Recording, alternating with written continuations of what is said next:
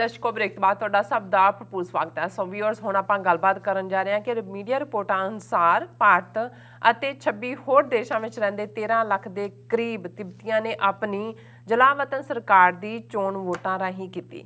ਸੋ viewers ਯਾਦ ਰਹੇ ਕਿ ਦਲਾਈ ਲਾਮੇ ਅਤੇ ਇਸ ਜਲਾਵਤਨ ਸਰਕਾਰ ਦਾ ਜਿਹੜਾ ਹੈੱਡਕੁਆਰਟਰ ਹੈ ਉਹ ਧਰਮਸ਼ਾਲਾ ਹਿਮਾਚਲ ਪ੍ਰਦੇਸ਼ ਵਿੱਚ ਹੈ। ਸੋ ਵੇਖਣ ਵਾਲੀ ਗੱਲ ਇਹ ਹੈ ਕਿ ਜੇ ਭਾਰਤ ਸਰਕਾਰ ਤਿੱਬਤ ਦੀ ਅਲੱਦਗੀ ਨੂੰ ਹਮਾਇਤ ਦੇ ਸਕਦੀ ਹੈ ਤਾਂ ਚੀਨ ਖਾਲਿਸਤਾਨ ਦੀ ਸਰਪ੍ਰਸਤੀ ਕਿਉਂ ਨਹੀਂ ਕਰ ਸਕਦਾ। ਸੋ ਇਸ ਬਾਰੇ ਆਪਾਂ ਵਿਚਾਰ ਚਰਚਾ ਕਰਨ ਜਾ ਰਹੇ ਹਾਂ। ਸੋ ਅਸੀਂ ਚਾਹਾਂਗੇ ਕਿ ਤੁਸੀਂ ਨਾਲ ਇਸੇ ਤਰ੍ਹਾਂ ਹੀ ਬਨੇ ਰਹਿਣਾ। ਦੇਖਣ ਸੁਣੀਆਂ ਲਿਖਣ ਲਈ ਤੁਹਾਡਾ ਸਭ ਦਾ ਬਹੁਤ ਬਹੁਤ ਸ਼ੁਕਰੀਆ ਜੀ। ਡਾਕਟਰ ਸਾਹਿਬ ਕੀ ਕਹਿਣਾ ਚਾਹੋਗੇ ਇਸ ਮੁੱਦੇ ਬਾਰੇ? ਦੇਖੋ ਬੇਸ਼ੱਕ ਜੋ ਇਸ ਵੇਲੇ ਮਾਹੌਲ ਕੱਲਾ ਸਾਊਥ ਏਸ਼ੀਆ ਦਾ ਹੀ ਨਹੀਂ ਗਲੋਬਲੀ ਔਰ ਇਸ ਵੇਲੇ ਜਿਹੜੇ ਕੋਈ ਵੀ ਭਵਿੱਖ ਦੇ ਜਿਸ ਨੂੰ ਫਲੈਸ਼ ਪੁਆਇੰਟ ਕਹਿੰਦੇ ਨੇ ਜੰਗੀ ਐਂਗਲ ਤੋਂ ਉਹ ਕਹਿਣੇ ਹੋਣ ਤਾਂ ਉਹ ਕਈ ਪਾਸੇ ਡਿਵੈਲਪ ਹੋ ਰਹੇ ਨੇ। ਉਹਨਾਂ ਦੇ ਵਿੱਚ ਅਸੀਂ ਦੇਖਦੇ ਹਾਂ ਕਿ ਜਿਵੇਂ ਇਹ ਆਇਆ ਕਿ ਇੱਕ ਪਾਸੇ ਜਿਹੜਾ ਸਾਈਬਰ ਅਟੈਕ ਦੀ ਗੱਲ ਹੁੰਦੀ ਹੈ ਕਿ ਇਜ਼ਰਾਈਲ ਨੇ ਸ਼ਾਇਦ ਅਮਰੀਕਾ ਦੀ ਸ਼ਹਿਰ ਦੇ ਉੱਤੇ ਐਸਾ ਕੁਛ ਕੀਤਾ ਕਿ ਈਰਾਨ ਦਾ ਜਿਹੜਾ ਉਹਨਾਂ ਦਾ ਨਿਊਕਲੀਅਰ ਜਿਸ ਨੂੰ ਖਾਸ ਤੌਰ 'ਤੇ ਸੈਂਟਰੀਫਿਊਗਲ ਜਿਹੜਾ ਹਿੱਸਾ ਹੁੰਦਾ ਹੈ ਉਸ ਨੂੰ ਹਾਰਮ ਕੀਤਾ ਔਰ ਉਸ ਦਾ ਨਤੀਜਾ ਇਹ ਹੋ ਸਕਦਾ ਕਿ ਉਹਨਾਂ ਦਾ ਨਿਊਕਲੀਅਰ ਪ੍ਰੋਗਰਾਮ ਕਈ ਸਾਲ ਪਿੱਛੇ ਜਾ ਸਕਦਾ। ਈਰਾਨ ਨੇ ਇਹ ਕਿਹਾ ਵੀ ਇਜ਼ਰਾਈਲ ਨੇ ਕਰਵਾਇਆ ਔਰ ਅੱਜ ਦੀ ਖਬਰ ਚਲਦੀ ਇਹ ਸੀ ਕਿ ਸ਼ਾਇਦ ਕੋਈ ਇਸ ਕਿਸਮ ਦਾ ਇਜ਼ਰਾਈਲੀ ਸ਼ਿਪ ਜਿਸ ਨੂੰ ਈਰਾਨ ਦੀ ਮਿਜ਼ਾਈਲ ਨੇ ਹਿੱਟ ਕੀਤਾ ਵੈਦਰ ਕੋਈ ਨੁਕਸਾਨ ਹੋਇਆ ਜਾਂ ਨਹੀਂ ਹੈ। ਸੋ ਇਹ ਇਸ ਵੇਲੇ ਇੱਕ ਪਾਸੇ ਤਾਂ ਫਰਾਂਸ ਦੇ ਵਿੱਚ ਬੇਸ਼ੱਕ ਅਮਰੀਕਾ ਸਿੱਧੇ ਤੌਰ 'ਤੇ ਨਹੀਂ ਹੈ ਲੇਕਿਨ ਯੂਰਪੀਅਨ ਪਾਵਰਸ ਨੂੰ ਅੱਗੇ ਲਾ ਕੇ ਈਰਾਨ ਦੇ ਨਾਲ ਗੱਲਬਾਤ ਚੱਲ ਰਹੀ ਹੈ ਕਿ ਕੋਈ ਨਾ ਕੋਈ ਜਿਹੜਾ ਨਿਊਕਲੀਅਰ ਡੀਲ UN ਦੇ ਥੱਲੇ ਈਰਾਨ ਨੇ ਸਾਈਨ ਕੀਤੀ ਸੀ ਔਰ ਟਰੰਪ ਨੇ ਯੂਨੀਲੈਟਰਲੀ ਉਹਦੇ ਤੋਂ ਵਿਦਡਰਾ ਕਰ ਲਿਆ ਸੀ ਕਿ ਉਹਨੂੰ ਇਨ ਪਲੇਸ ਕੀਤਾ ਜਾਏ। ਹੁਣ ਇਸ ਮੌਕੇ ਦੇ ਉੱਤੇ ਈਰਾਨ ਨੂੰ ਭੜਕਾਉਣ ਵਾਲੀ ਇਹ ਕਾਰਵਾਈ ਕਿ ਇਸ ਕਿਸਮ ਦੀ ਇਜ਼ਰਾਈਲੀ ਖੁਫੀਆ ਏਜੰਸੀ ਰਾਹੀਂ ਕੋਈ ਕਾਰਵਾਈ ਜੇ ਹੋਈ ਹੈ ਤਾਂ ਇਹ ਇੱਕ ਜਿਹੜੀ ਹੈ ਬਹੁਤ ਨਾਪੱਕੀ ਗੱਲ ਹੋਏਗੀ ਔਰ ਇਹ ਕਿਸੇ ਵੀ ਵੇਲੇ ਵੀ ਇਸ ਨੂੰ ਜੰਗ ਵੱਲ ਤੋਰ ਸਕਦੀ ਹੈ ਇਸ ਸਾਰੇ ਖਿੱਤੇ ਨੂੰ। ਫਿਰ ਅਸੀਂ ਤਾਈਵਾਨ ਦੇ ਹਵਾਲੇ ਨਾਲ ਪਿਛਲੇ ਦਿਨਾਂ 'ਚ ਜ਼ਿਕਰ ਕੀਤਾ ਸੀ ਕਿ ਉਹਨਾਂ ਦੀ ਸਰਕਾਰ ਵੀ ਕਹਿ ਰਹੀ ਹੈ ਕਿ ਚਾਈਨਾ ਦੇ ਇੰਨੇ ਜਿਹੜੇ ਨੇ ਜਹਾਜ਼ ਉਹਨਾਂ ਦੀ ਜਿਹੜੀ ਹੈ ਉਹ ਏਅਰ ਸਪੇਸ ਦੇ ਵਿੱਚ ਆਏ ਔਰ ਹਮਲੇ ਦੀ ਤਿਆਰੀ ਔਰ ਉਹ ਅਮਰੀਕਾ ਦੇ ਵੀ ਕਮਾਂਡਰਸ ਨੇ ਕਿਹਾ ਸੀ ਔਰ ਚਾਈਨਾ ਨੇ ਵਾਰਨ ਵੀ ਕੀਤਾ ਅਮਰੀਕਾ ਨੂੰ ਕਿ ਵੀ ਤੁਸੀਂ ਪ੍ਰਵੋਕ ਕਰ ਰਹੇ ਹੋ ਸਾਰੇ ਨੂੰ। ਅਮਰੀਕਾ ਚਾਈਨਾ ਨੂੰ ਕਹਿ ਰਿਹਾ। ਸੋ ਦੂਸਰਾ ਫਲੈਸ਼ ਪੁਆਇੰਟ ਜਿਹੜਾ ਹੈ ਉਹ ਤਾਈਵਾਨ ਬਣਦਾ ਜਾ ਰਿਹਾ ਕਿ ਭਾਈ ਉਸ ਮੁੱਦੇ 'ਤੇ ਜੇ ਹਾਂਗਕਾਂਗ ਵਾਂਗ ਚਾਈਨਾ ਨੇ ਕੋਈ ਅਗਰੈਸਿਵ ਕਾਰਵਾਈ ਕੀਤੀ ਤੇ ਅਮਰੀਕਾ ਕੋਲ ਕਿੰਨੀਆਂ ਕੁ ਆਪਸ਼ਨਸ ਨੇ, ਕੀ ਅਮਰੀਕਾ ਕਰ ਲਏਗਾ ਕਿ ਉੱਥੇ ਫੌਜ ਉਤਾਰ ਦੇਗਾ।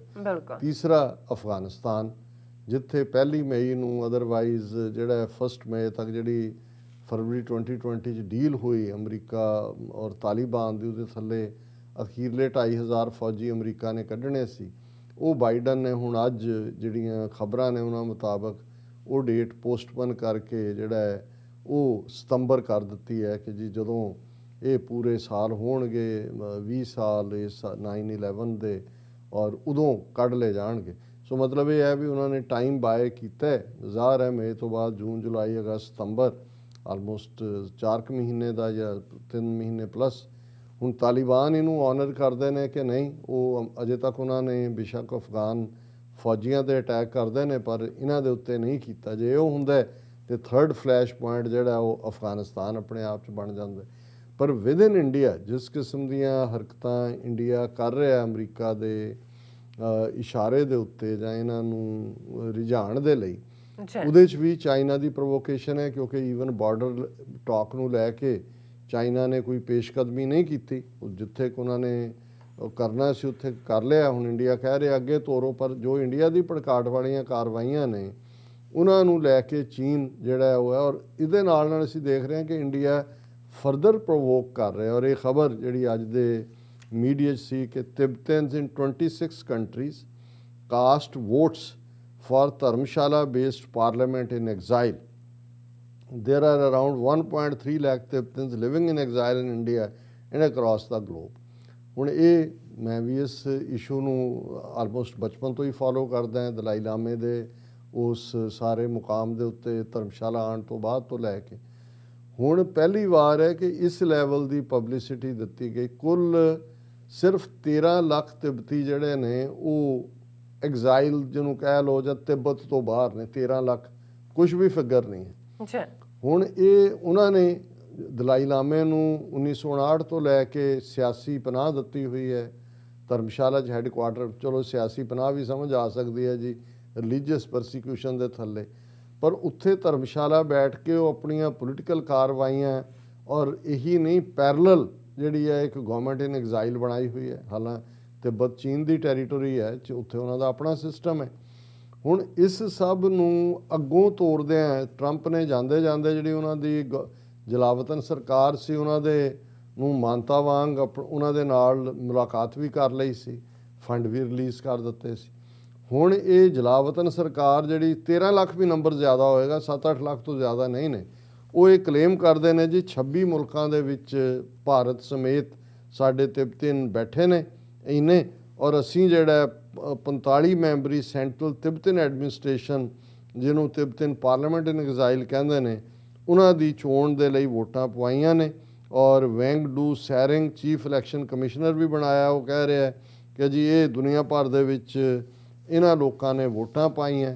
ਸਿਰਫ 2 ਕੈਂਡੀਡੇਟ ਨੇ, ਪੈਂਪਾ ਤੈਸਰਿੰਗ ਐਂਡ ਅਕੰਤਨਾਂਗ ਕੈਲਸੋਂਗ ਡੋਰਜੀ, ਔਰ ਉਹਦੇ 'ਚ ਇਹਨਾਂ ਦੋਨਾਂ 'ਚੋਂ ਹੀ ਕੋਈ ਜਿੱਤੇਗਾ। ਔਰ ਜਦੋਂ ਲਾਸਟ ਟਾਈਮ ਜਿਹੜੀ ਹੈ ਫਸਟ ਫੇਜ਼ ਹੋਇਆ ਇਲੈਕਸ਼ਨਸ ਦਾ 8 ਕੈਂਡੀਡੇਟ ਸੀ ਔਰ ਉਹਦੇ 'ਚ ਪੈਂਪਾ ਟੈਸਿੰਗ ਨੂੰ 24,488 ਵੋਟਾਂ ਮਿਲੀਆਂ ਸੀ, ਦੌਰਜੀ ਨੂੰ 14,500। ਹੁਣ 14,000 18,000 ਵੋਟਾਂ ਵਾਲੇ ਜਿਹੜੀ ਇਹ ਸੋ ਕਾਲਡ ਗਵਰਨਮੈਂਟ ਇਨ ਐਗਜ਼ਾਈਲ ਬਣਾਈ ਹੋਈ ਹੈ, ਉਹਨਾਂ ਨੂੰ ਤਾਂ ਭਾਰਤ ਪੈਟਰਨਾਈਜ਼ ਕਰ ਰਿਹਾ ਹੈ। ਬਿਲਕੁਲ, ਉਹ ਬੈਠ ਕੇ ਧਰਮਸ਼ਾਲਾ ਦੇ ਵਿੱਚ ਆਪਣੀ ਜਲਾਵਤਨ ਸਰਕਾਰ ਰਨ ਕਰ ਰਹੇ ਨੇ। ਇਹਦੇ ਬਾਵਜੂਦ ਕਿ ਭਾਰਤ ਸਰਕਾਰ ਨੇ ਵਾਜਪਾਈ ਦੇ ਪੀਰੀਅਡ 'ਚ ਇਹ ਸਮਝੌਤਾ ਕੀਤਾ ਹੋਇਆ ਕਿ ਤਿੱਬਤ ਨੂੰ ਅਸੀਂ ਚੀਨ ਦਾ ਅੰਗ ਮੰਨਦੇ ਹਾਂ, ਇੰਡੀਪੈਂਡੈਂਟ ਤਿੱਬਤ ਦੀ ਗੱਲ। ਫਿਰ ਜੇ ਨਹੀਂ ਹੈ ਤਾਂ ਗਵਰਨਮੈਂਟ ਇਨ ਐਗਜ਼ਾਈਲ ਦਾ ਕੀ ਮਤਲਬ ਹੈ?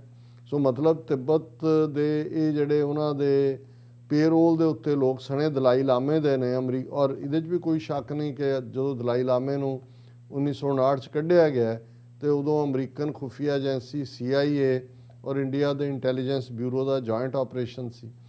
ਹੁਣ ਜੇ ਉੱਥੇ ਬਿਠਾ ਕੇ ਕੰਮ ਕੀਤਾ ਜਾ ਸਕਦਾ ਤੇ ਇਹ ਸਵਾਲ ਅਸੀਂ ਅਕਸਰ ਪਾਕਿਸਤਾਨ ਦੇ ਹਵਾਲੇ ਨਾਲ ਤਾਂ ਗੱਲ ਕਰਦੇ ਹੀ ਹਾਂ ਕਿ ਭਾਈ ਇੰਡੀਆ ਇੰਟਰਫੀਅਰ ਕਰਦਾ ਹੈ ਬਲੋਚਿਸਤਾਨ 'ਚ so called Baloch national army ਕਿ ਕੀ ਹੈ, ਉਹਨਾਂ ਨੂੰ ਕੁਲਭੂਸ਼ਣ ਯਾਦਵ ਤੋਂ ਵੱਡਾ ਹੋਰ ਕੀ ਸਬੂਤ ਹੈ। ਔਰ ਇਸੇ ਤਰ੍ਹਾਂ ਈਵਨ ਪਾਕਿਸਤਾਨ ਦੇ ਦੂਸਰੇ ਇਲਾਕਿਆਂ ਦੇ ਵਿੱਚ ਗਿਲਗਿਤ ਬਾਲਸਤਾਨ ਦੇ ਵਿੱਚ ਵੀ, ਆਜ਼ਾਦ ਕਸ਼ਮੀਰ 'ਚ ਵੀ ਔਰ ਵਿਦਨ ਵੀ ਅਸੀਂ ਪਾਕਿਸਤਾਨ ਨੂੰ ਵੀ ਕਹਿੰਦੇ ਹਾਂ ਕਿ ਭਾਈ ਤੁਹਾਨੂੰ ਕਿਹੜੀ ਚੀਜ਼ ਰੋਕਦੀ ਹੈ ਕਿ ਵੀ ਤੁਸੀਂ ਡਿਪਲੋਮੈਟਿਕ ਔਰ ਪੋਲੀਟੀਕਲ, ਸਿਆਸੀ ਔਰ ਕੂਟਨੀਤਕ ਜਿਹਨੂੰ ਕਹਿੰਦੇ ਨੇ ਡਿਪਲੋਮੈਟਿਕ, ਜਿਹੜਾ ਹੈ ਉਹ ਹਮਾਇਤ ਕਿਉਂ ਨਹੀਂ ਕਰ ਸਕਦੇ ਸਿੱਖ ਕੌਜ਼ ਦੀ। ਚਾਈਨਾ ਨੂੰ ਅੱਜ ਅਸੀਂ ਐਡਰੈਸ ਕਰ ਰਹੇ ਹਾਂ ਕਿਉਂਕਿ ਤਿੱਬਤ ਦਾ ਮੁੱਦਾ ਸਿੱਧੇ ਤੌਰ 'ਤੇ ਚਾਈਨਾ ਨਾਲ ਹੈ। ਇੱਕ ਪਾਸੇ ਭਾਰਤ ਤਾਈਵਾਨ ਨੂੰ ਕਿਸੇ ਨਾ ਕਿਸੇ ਪਾਸਿਓਂ, ਜਿਵੇਂ ਜੇ ਉਹਨਾਂ ਉੱਥੇ ਟ੍ਰੇਨ ਐਕਸੀਡੈਂਟ ਹੁੰਦਾ ਔਰ ਪਹਿਲੀ ਵਾਰ ਹੋਏਗਾ ਕਿ ਖੁੱਲ੍ਹ ਕੇ ਭਾਰਤ ਨੇ ਤਾਈਵਾਨ ਦੇ ਨਾਲ ਰਾਬਤਾ ਕੀਤਾ, ਚਾਈਨੀਜ਼ ਐਮਬੈਸੀ ਨੇ ਦਿੱਲੀ 'ਚ ਪ੍ਰੋਟੈਸਟ ਕੀਤਾ।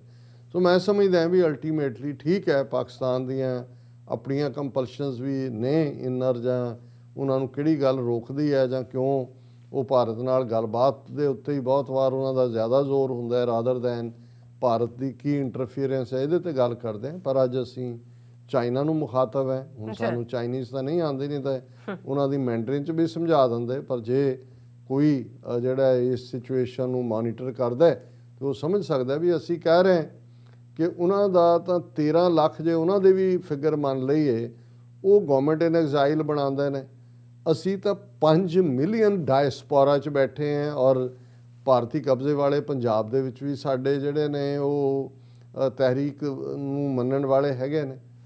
ਸੋ ਕਿਉਂ ਨਹੀਂ ਚਾਈਨਾ ਜਿਹੜਾ ਉਹ ਖਾਲਿਸਤਾਨ ਨੂੰ ਪੈਟਰਨਾਈਜ਼ ਕਰ ਸਕਦਾ? ਸੋ ਇੱਥੇ ਹੀ ਮੈਂ ਸਵਾਲ ਛੱਡ ਦਿੰਦਾ ਕਿ ਅਲਟੀਮੇਟਲੀ ਸੂਨਰ ਔਰ ਲੇਟਰ ਜਿਸ ਕਿਸਮ ਦੀ ਖੇਡ ਭਾਰਤ ਖੇਡ ਰਿਹਾ ਹੈ, ਚਾਈਨਾ ਨੂੰ ਵੀ ਔਰ ਪਾਕਿਸਤਾਨ ਨੂੰ ਵੀ ਸਿੱਖ ਕੌਜ਼ ਦੀ ਹਮਾਇਤ 'ਤੇ ਆਉਣਾ ਹੋਏਗਾ। ਕਿਉਂਕਿ ਇਹ ਉਹਨਾਂ ਦੇ ਆਪਣੇ ਭਲੇ 'ਚ ਵੀ ਹੈ, ਸਾਡਾ ਵੀ ਘਰ ਇਹਦੇ 'ਚੋਂ ਨਿਕਲਦਾ ਹੈ, ਜੀ ਲੇਕਿਨ ਇਹਦੇ ਨਾਲ ਚਾਈਨਾ ਔਰ ਪਾਕਿਸਤਾਨ ਦੇ ਜਿਹੜੇ ਆਪਣੇ ਨੈਸ਼ਨਲਿਸਟਿਕ ਆਬਜੈਕਟਿਵ ਨੇ ਉਹ ਵੀ ਫੁੱਲਫਿਲ ਹੁੰਦੇ। ਜੀ ਡਾਕਟਰ ਸਾਹਿਬ ਤੁਹਾਡਾ ਬਹੁਤ ਬਹੁਤ ਸ਼ੁਕਰੀਆ। ਇਸ ਵਕਤ ਨੇ ਬ੍ਰੇਕ। ਵਿਊਅਰਸ ਤੁਸੀਂ ਕਿਤੇ ਨਹੀਂ ਜਾਣਾ, ਮਿਲਦੇ ਹਾਂ ਛੋਟੇ ਜਿਹੇ ਬ੍ਰੇਕ ਤੋਂ ਬਾਅਦ।